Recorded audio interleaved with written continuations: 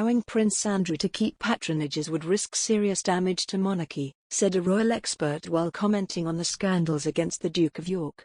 Royal correspondent Richard Palmer on Saturday said allowing Andrew to keep patronages after refusing to cooperate with legal inquiries would risk serious damage to the monarchy.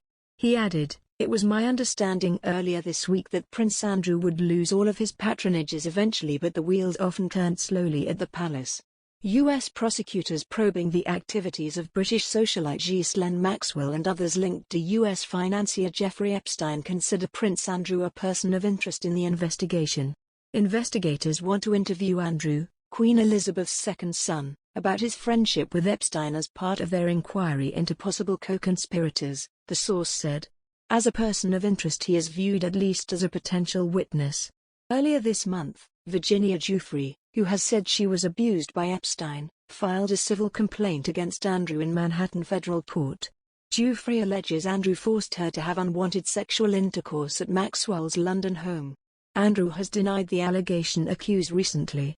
Britain's Prince Andrew is likely to do anything he can to avoid giving evidence in a U.S. lawsuit filed by an American woman who alleges that he sexually assaulted her when she was 17, lawyers on both sides of the Atlantic say.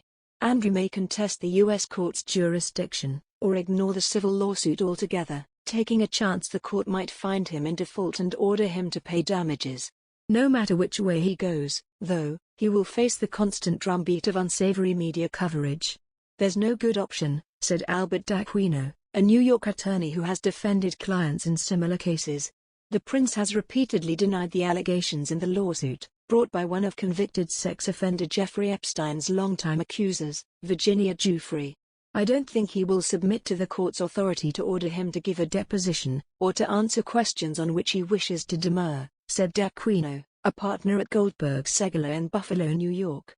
"He runs too much risk of self-incrimination, which could then spawn a criminal action against him," D'Aquino said. However, he decides to respond. The lawsuit filed Monday is another unwanted story for Queen Elizabeth II, reminding people of Andrew's links to Epstein 2 years after the convicted sex offender's death. Britain's royal family is also still recovering from allegations of racism and insensitivity leveled at them by Prince Harry and his wife, Meghan, earlier this year. Buckingham Palace tried to move past the story 2 years ago, forcing Andrew to step away from royal duties after he gave a disastrous TV interview in which he failed to express regret over his relationship with Epstein or offer sympathy for Epstein's victims.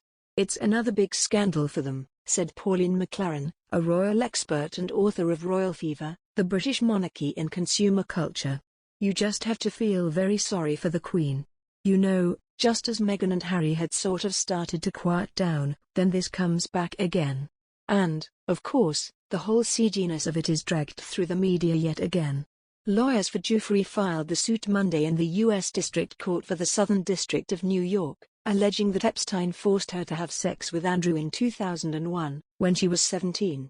The suit says she had sexual encounters with Andrew in London, New York and the U.S. Virgin Islands, and that the prince knew she had been trafficked by Epstein. Giuffre, now 37, has made similar allegations in the past, but the lawsuit is the first time she has directly confronted Andrew in court. Andrew's representatives declined to comment on the lawsuit. In a 2019 interview with the BBC, he denied ever meeting Giuffre. "It didn't happen," he said.